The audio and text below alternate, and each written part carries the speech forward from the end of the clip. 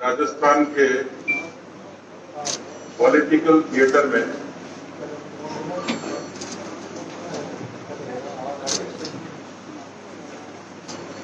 जो ड्रामा चल रहा है उसमें आज कांग्रेस के प्रवक्ता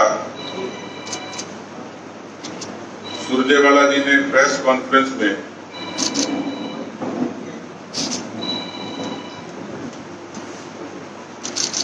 कथित रूप से कई बातों को वहां रखा,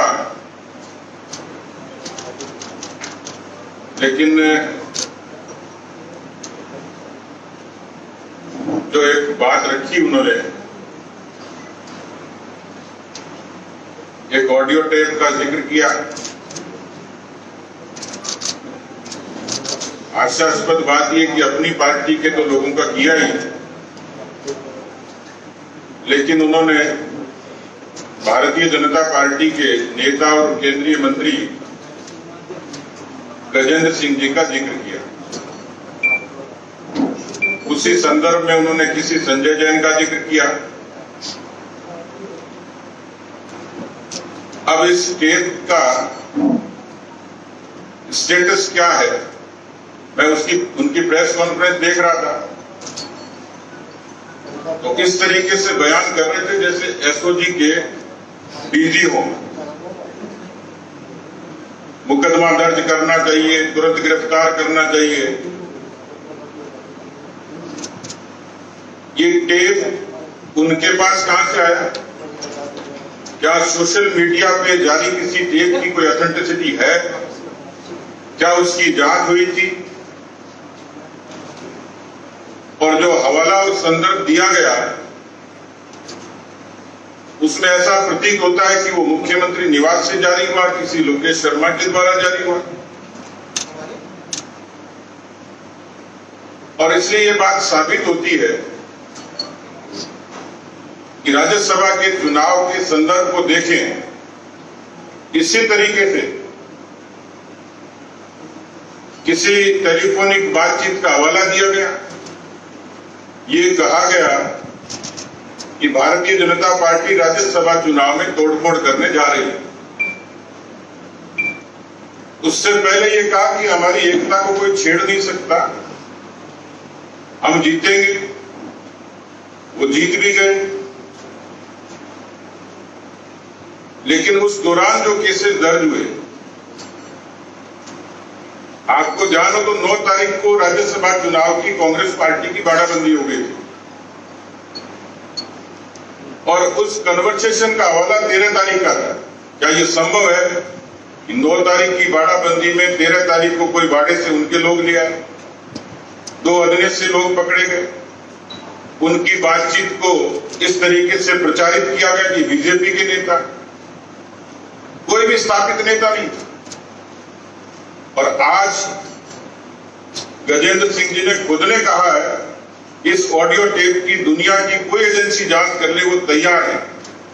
इसका मतलब साफ है कि कांग्रेस पार्टी मुखिया और ये पूरी सरकार भारतीय जनता पार्टी की मानहानि करने के लिए इस तरीके के उपक्रम रचती है। ये जाहिर सी बात है कि झगड़ा उनका है, कहीं दृश्य में नहीं थे। और ये आज मुख्यमंत्री जी के बयान से साबित होता है कि आज उन्होंने कुछ एक इंटरव्यू में बयान दिए। उन्होंने कहा कि जब एमपी बना तो सचिन पायलट 3 साल के थे और अभी आ जाए तो मैं उनको गले लगा लूं। तो भैया गले ही लगा लो, राजस्थान की जनता को क्यों छोड़ रखा बेचारा। दूसरी बात उन्होंने कही उसी दौरान कि 1.5 साल से हमारा कोई संवाद ही नहीं। इतनी विचित्र बात है कि मुख्यमंत्री और उप मुख्यमंत्री का संवाद ही नहीं, बीजेपी कहां से आ गई। मैं बहुत लंबी बात नहीं करूंगा, लेकिन सुभाष चंद्र बोस जी से लेके और सचिन पायलट जी तक की यात्रा में क्या जितने लोग कांग्रेस से टूट के गए, बीजेपी का षड्यंत्र था क्या? अपने झगड़े को, अपनी लड़ाई को बीजेपी के माथे पर मढ़ना और जिस तरीके से राजस्थान में भय का वातावरण तैयार किया, जनप्रतिनिधियों के बीच में, छोटे दलों के बीच में, निर्दलियों के बीच में, उनकी अपनी हैसियत होती है, उनका अपना स्वतंत्र विचार है। जिस तरीके के बीटीपी के लोगों के साथ में वीडियो आप सबने देखे, मैं दोहराना नहीं चाह रहा, वो क्या था, उनको अपने निर्वाचन क्षेत्र में जाने के दौरान उनकी गाड़ी की चाबी छीन ली। क्या ये हनन नहीं था विशेषाधिकार? वो हाईवे किंग में 4 घंटे तक बंधक बनाए गए कांग्रेस पार्टी के सरकार के 2 मंत्रियों के द्वारा। ये कांग्रेस के शासन की सीधी सी बातचीत याद दिलाती है आपातकाल की, जिसके खुद गवाह अशोक गहलोत। 124A अंग्रेजों का कानून, उस अंग्रेजों के कानून को जिसकी पैरोकारी 2019 में हटाने के लिए खुद की पार्टी ने की, और दर्द हुआ उनको जब कन्हैया कुमार और हार्दिक पटेल पर लगा। आज उस 124A की आड़ में और जिस तरीके से मुकदमे दर्ज कर डराने और धमकाने का, भयभीत करने की कोशिश हुई है, मुझे लगता है कुर्सी जाने का भय का इससे बड़ा कोई एविडेंस नहीं हो सकता। दूसरा मुझे ऐतराज है, रणदीप सुरजेवाला जी एसओजी के डीजी हैं क्या, जो भाषा इस्तेमाल की, सोर्स क्या उसका, क्या जांच हो गई थी? इस तरीके की बनावटी बातों से हमारी पार्टी के नेताओं पर तो कम से कम लांछित नहीं करें। संजय जैन का जिक्र है, उसको अपराधी एस्टेब्लिश किया, पकड़ा होगा, लेकिन संजय जैन भारतीय जनता पार्टी का कोई नेता नहीं। और चौंकाने वाली बात यह है कि वो कांग्रेस पार्टी का लुणकरण सर का ब्लॉक अध्यक्ष रहा है, कांग्रेस के नेताओं का शागिर्द है, राजनीतिक हलकों में घूमता होगा। लेकिन मुझे लगता है कि कहीं संजय जैन को भी प्रायोजित तरीके से बीजेपी के नेताओं को बदनाम करने के लिए तो नहीं लगाया है, पूरा फ्रेम किया ड्रामा। इस बात पर भी एतराज है कि संजय जैन का स्टेटस तय करें,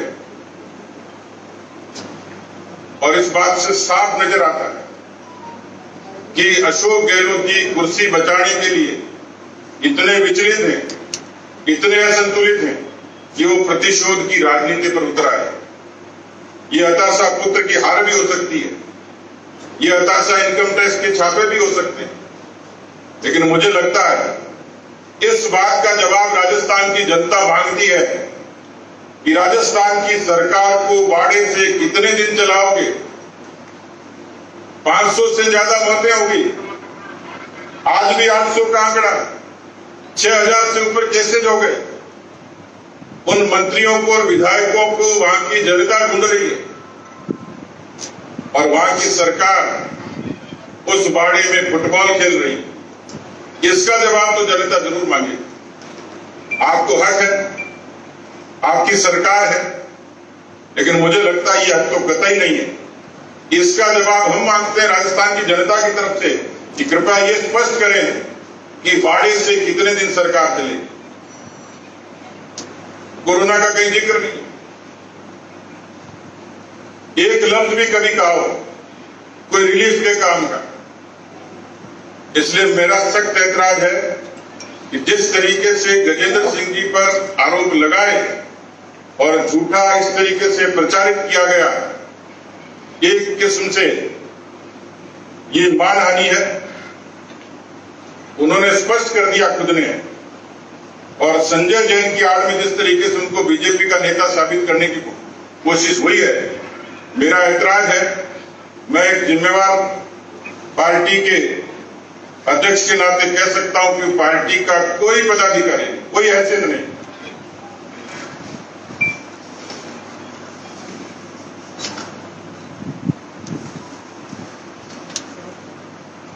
मैं चाहूंगा कि जो प्रमुख 2 बातें थी जिस पर मुझे ऐतराज था, जो मैंने सुना, लेकिन तकनीकी तौर पर भी और कुछ और बातें हमारे माननीय नेता प्रतिपक्ष आपके बीच में रखेंगे।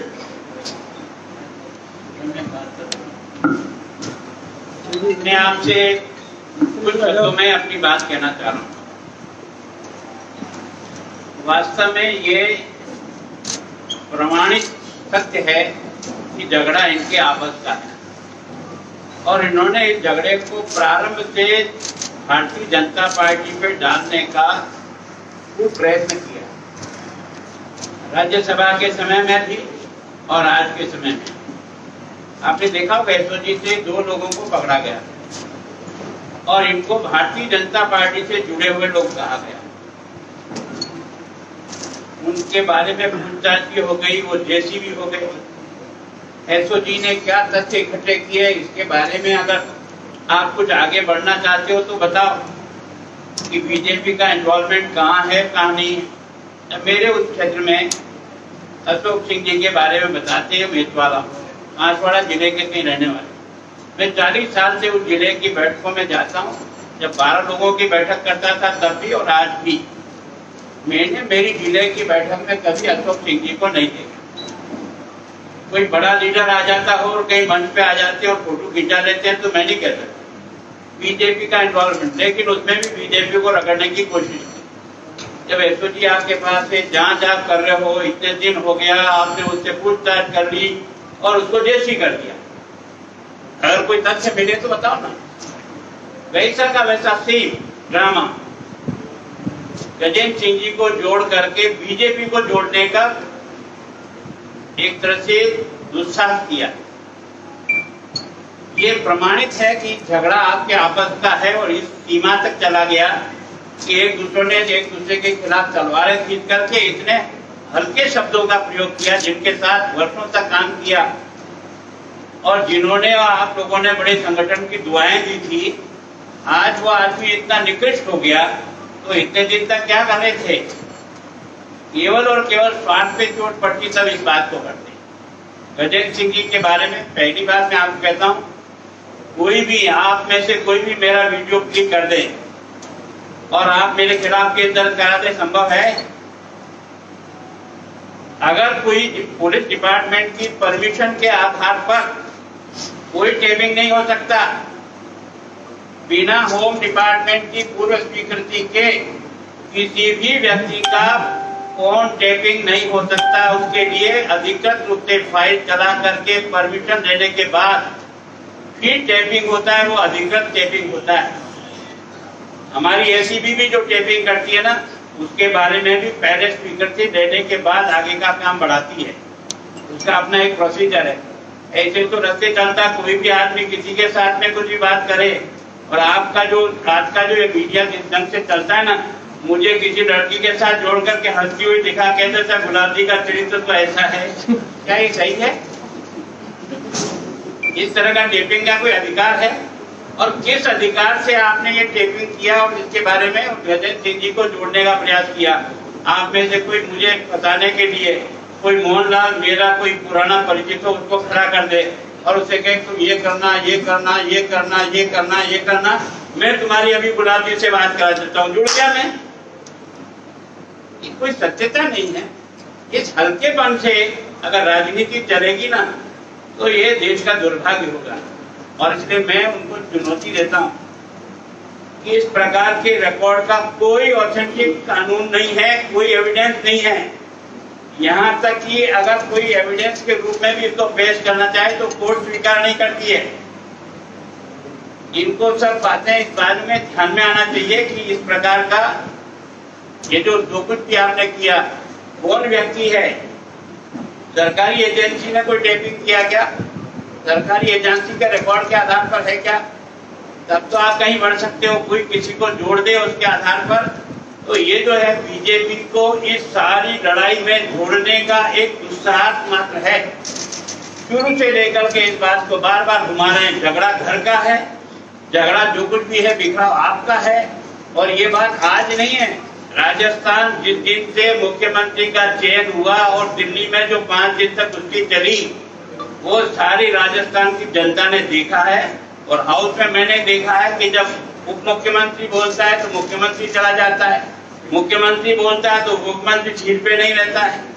यानी किस प्रकार के स्टेटमेंट आते हैं एक दूसरे को। ये जग जाहिर है तुम्हारी इस आपसी विवाद को, और उसके कारण से जो दशा बनी है राजस्थान की, वो आप हमारे माथे मरने का दुस्साहस कर रहे हो। वो 2 एसओजी के पकड़े, उनका क्या हुआ?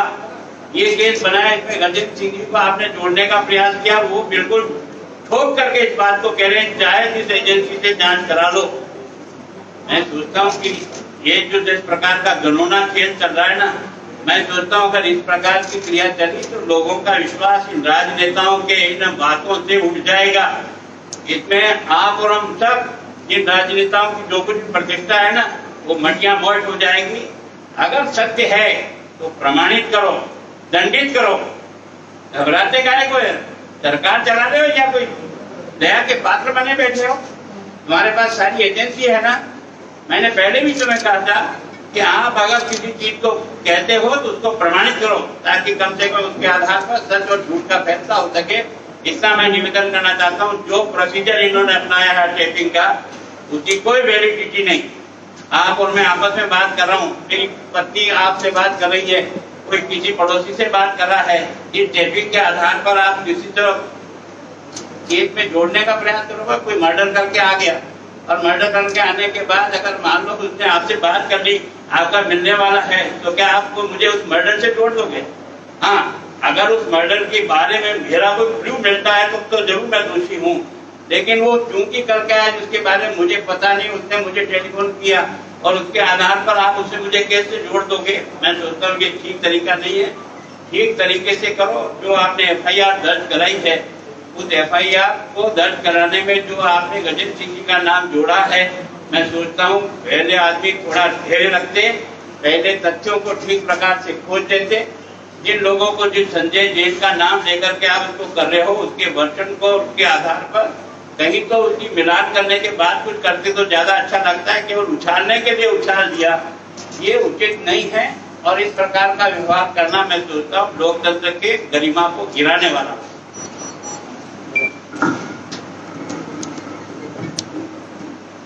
प्रदेश अध्यक्ष और नेता प्रतिपक्ष की बात को आगे बढ़ाते हुए मैं कहना चाहूंगा कि वर्तमान में कांग्रेस सरकार मृत्युशैया पर लेटी हुई है।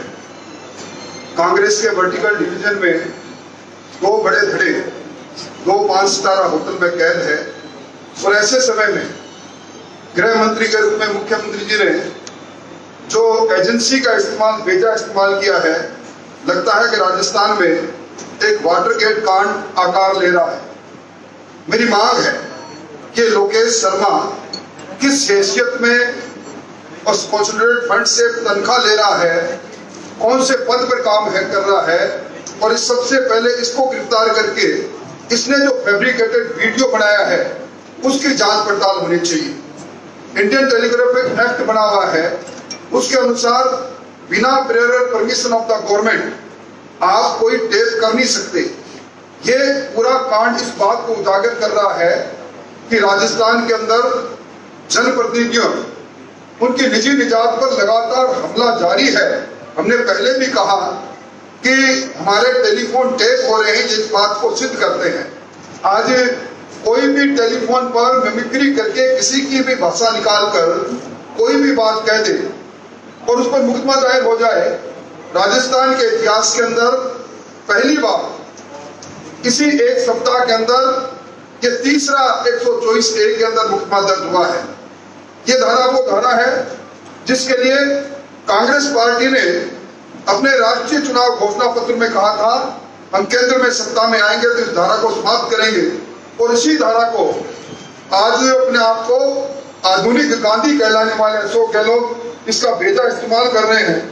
और अब जिस प्रकार समाचार और दूरदर्शन में आ रहा है कि एसओजी की टीम मानेसर जारी, बिना मेट्रोपोलिटन मजिस्ट्रेट की परमिशन के, बिना कंसर्न स्टेट के परमिशन और एसपी की परमिशन से, मैं समझता हूं कि अपनी सरकार को बचाने के लिए जिस प्रकार प्रताड़ित कर रहे हैं, अगर विधायक अपने नेता और मुखिया के खिलाफ विद्रोह करके कई गुट में बैठे हैं तो वहां जाकर झट्टा मार के एसओजी के द्वारा उनको आतंकित करके इस प्रकार का वातावरण बनाना, जिस प्रकार दक्षिण का बीटीपी के विधायक के साथ जो सलूक हुआ हमारे सामने है, मैं समझता हूं कि तो वो बात होगी जब सैया बहे कोतवाल तो फिर डर काहे का।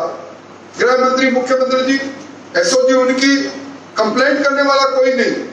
कोई निजी व्यक्ति ने FIR को देखो, पुलिस का अधिकारी कंप्लेंट कर रहा है, एक सोशल मीडिया पर जारी किए हुए एक ऑडियो रिकॉर्ड के आधार पर कर रहा है। इस प्रकार का मैंने कभी देखा नहीं। सुप्रीम कोर्ट के कई फैसले हैं उन्होंने एडमिसिबल एविडेंस के रूप में भी इस ऑडियो को कभी माना नहीं है। मैं समझता हूं अच्छा रहता। राजस्थान में टिड्डी का लगातार हमला हो रहा है। पिछले एक महीने से कोरोना के मरीज जिनके बारे में अध्यक्ष जी ने कहा 27,000 के आंकड़ों को पार कर रहे हैं, मरने वाले 500 550 के आंकड़ों को छू रहे हैं, इनके बारे में चिंता करते। दुर्भाग्य है राजस्थान के 7 करोड़ लोगों का, उनकी 0.5% से चुनी हुई सरकार आज न केवल लड़खड़ा के मृत्यु शैया पर है, बल्कि बिना सरकार के आज राजस्थान के अंदर पिछले कई महीनों से शासन चल रहा है। आपस के टुकड़ों में बटी हुई कांग्रेस और उसका दोस्त गजेंद्र सिंह जी जैसे लोगों पर लगाना और एक ऑडियो के माध्यम से ये कहना कि वो है, मैं समझता हूं उससे बड़ा दुर्भाग्य कोई हो नहीं सकता। हम इसका कानून विज्ञों से भी बात करेंगे और सड़क से लेकर संसद तक सब जगह हम इस बात को, अगर सरकार किसी प्रकार का इस आपराधिक कृत्य करती है, हम उसका पुरजोर लोकतांत्रिक तरीके से विरोध करेंगे। सर, बीजेपी मामला दर्ज कराएगी इसमें लोकेश शर्मा